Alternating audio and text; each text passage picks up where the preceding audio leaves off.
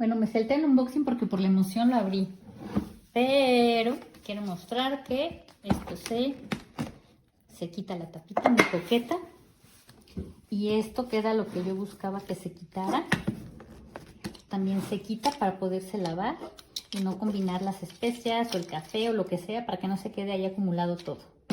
Se pone, y la otra es que se me hace padrísimo. Este es con cable retráctil. Entonces vamos a jalar. Uy, está durísimo. Pull base down. Ya, claro, se baja. Lo sacamos. Ah, claro, se saca. Se conecta, todo perfecto.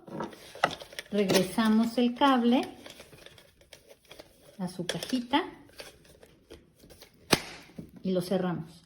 Entonces aquí se puede conservar y no anda haciendo locuras el cable suelto. Así que se ve súper bonito, súper práctico.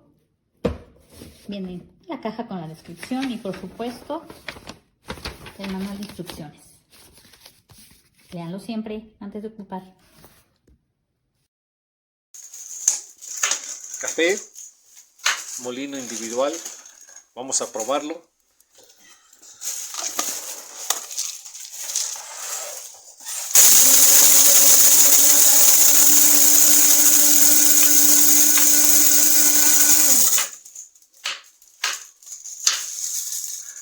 Un poco más.